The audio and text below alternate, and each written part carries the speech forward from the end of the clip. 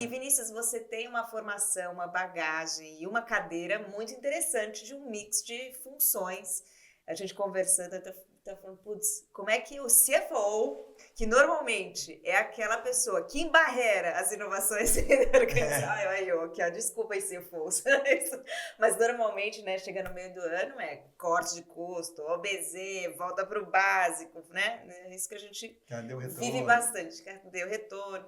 E você é um CFO cuidando de inovação junto, né? Então, conta pra gente a potência dessa união dessas duas visões, porque não é comum, e justamente como é que você lida com essa ambidestria, né? Porque você também tem que estar prevendo os seus investimentos ali para longo prazo, enquanto você olha o curto prazo.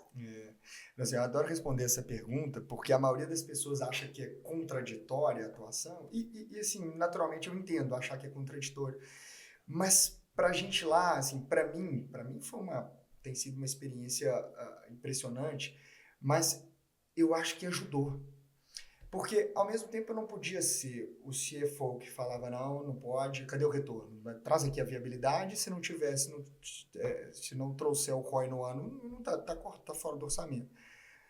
E também não poderia ser o responsável de tecnologia, de inovação digital, que não, a gente precisa ter uma verba aqui para inovar, e não adianta, tem que fazer, porque é o futuro.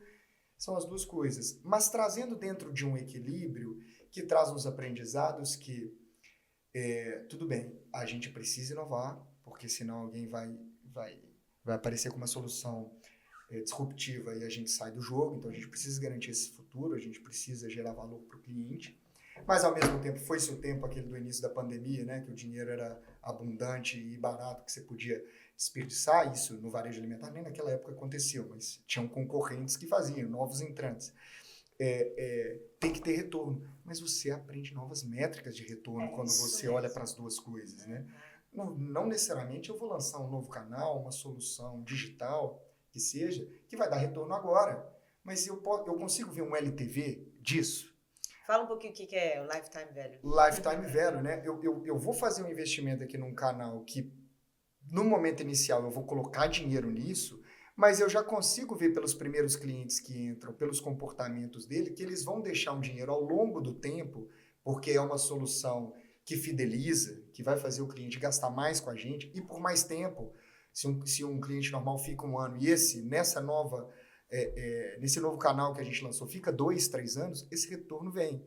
Então, tanto faz o lado CFO ficar mais flexível para entender a dinâmica do que é geração de valor, quanto também faz o lado CTO, tecnologia, buscar aquelas inovações que realmente vão trazer resultado com as diferentes métricas que devem ser analisadas. E o conceito MVP, nessa junção das duas vertentes, ele nunca se fez tão importante como nesse momento. Porque, poxa, beleza, a gente precisa investir, mas vamos investir pouco para ver se vai dar certo. Então, cria uma disciplina de realmente usar o MVP, e aí você não deixa de inovar, não deixa de testar, não deixa de buscar algo novo, mas sempre buscando trazer valor. Mas o que eu estava falando é que foi importante, lá a gente muda muito, daqui a pouco a gente muda e eu estou com outras responsabilidades, e eu vejo que isso não vai ser um problema, porque foi importante até agora, mas agora eu vejo de uma forma diferente. Daqui para frente, não vai ser mais, o CTO tem que trazer a inovação, o CFO tem que cuidar das finanças.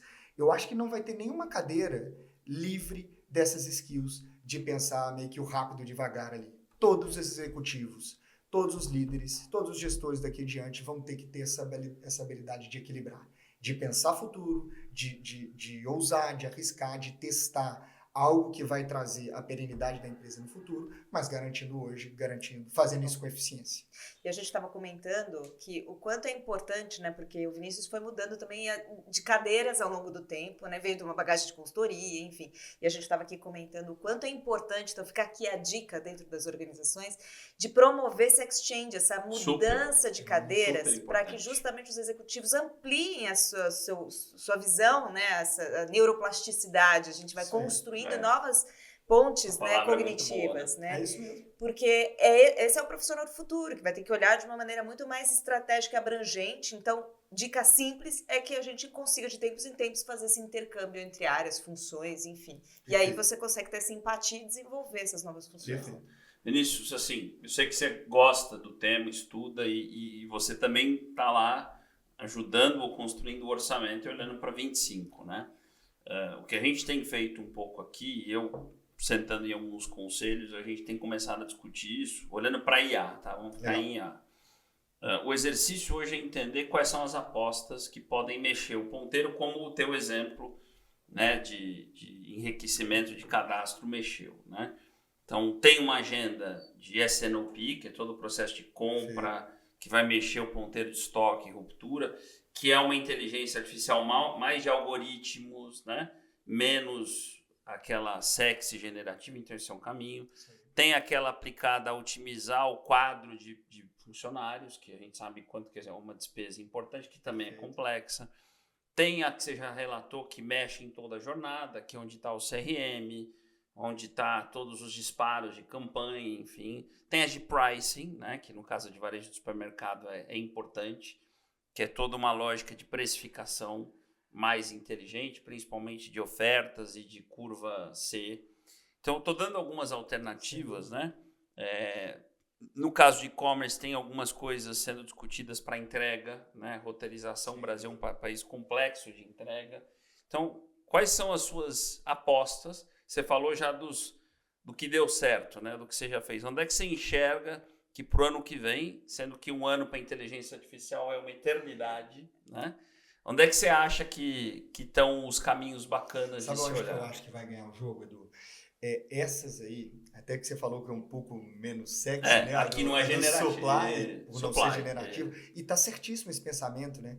Por que tem que ser generativo? Tem que ser generativa lá onde precisa de generativa, né? Essa aí precisa ser alguma outra. Algoritmo puro, hard. Exato, hard. Só que essas que você citou aqui, você citou as principais isso mesmo, talvez ainda tenha da expansão, né? A expansão também é mídia, né? Otimização de mídia. Expansão, você tem razão.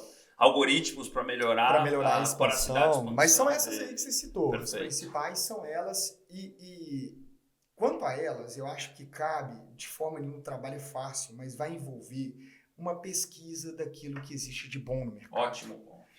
Sem inventar a roda. Sem inventar a roda. Poxa, tem essa ferramenta, faz o benchmark, conversa com quem fez, está indo bem, essa ferramenta. Talvez tenha mais alguma de R$1.000 na mesa aí, né? São essas que vão ganhar. Porque assim, muito bom. Você cuida de experimentar as melhores ferramentas lá, os algoritmos, conversa com os colegas, essa está funcionando bem, vou trocar, vou por essa. A de CRM também é uma evolução contínua, você vai lá, põe a ferramenta, vai evoluindo. É difícil pra caramba, não estou falando que seja fácil fazer isso. Mas para mim a explosão está em potencializar. Lá o seu coordenador da cobrança, treina esse cara, tá na cultura. Eu falei assim, não, peraí. Eu fico olhando aqui, aí eu pego a base, eu vejo quem passou 30 dias do boleto vencido, aí eu vou lá, abro um e-mail, faço um texto, mas hoje eu tô ruim de escrever, então eu gasto mais tempo de escrever aquele texto e mando para um cliente que está com a fatura atrasada há mais de 30 dias. Se eu potencializar esse cara, peraí, a gente faz isso. Vamos aqui fazer uma automação da base, clusterizando o cliente atrasado em X dias, já criando via chat GPT o texto que vai disparar para o cliente que está atrasado. Poxa, eu tenho que ter esse cara. Eu tenho que ter esse cara lá da cobrança, porque o CEO, o CTO não vai ficar pensando no como fazer isso na cobrança, no saque, que é outro, o varejo. É o gêmeo digital. O varejo todo mundo conhece aqui, né? Dos mais sofisticados às menores empresas, é sempre varejo. Então faz o contrato, não, essa empresa é grande, ela quer o contrato desse jeito, esse fornecedor é de outro país, lá a matriz deles falam que assim, a verba é assada, o contrato é assado. Aí tá lá com milhares de contratos diferentes, não tem uma base para fazer gestão. O ChatGPT-4, ele pega seu arquivo, joga o contrato para lá, põe uma máscara e fala assim, qual é a periodicidade, qual o percentual de contrato. Eu preciso do cara lá, coordenador de contratos, de cobrança de verba de fornecedor, pensando nisso para fazer uma melhor gestão. O que ele vai fazer, seja com menos pessoas, ou de forma mais rápida, ou de forma mais assertiva, o jogo vai ser ganho em transformar em cultura e potencializar isso para os seus milhares de funcionários da empresa em cada célula, pensando de forma inteligente em como usar as ferramentas. Claro, muito bacana. Então, isso para mim vira o jogo. O que a gente está fazendo lá, eu conversando com o Euler adorou a ideia, porque você conhece o Euler, você sabe abraço que para o Euler, se um abraço assistiu o para o episódio. Euler. Euler, Rodolfo, Rafael. Euler, Rodolfo, eles são atentos. Então, o que a gente está procurando agora, e estamos mesmo lá fazendo uma cotação de treinamento para as lideranças. Então, nós queremos treinar porque é isso que vai multiplicar esses Aliás, você vários tocou exemplos num dele. ponto, né, que a gente tem falado, já falamos aqui, mas acho que nunca é demais. Quer dizer, treinar os times em o que é inteligência artificial, onde isso pode resolver, quais são as oportunidades. Você imagina esse raciocínio do Vinícius, não nesse nível, né, mas esparramado para 50 lideranças do time, né, você semear isso na organização e pequenas ideias dessas aparecendo, acho que esse é o espírito. É isso aí.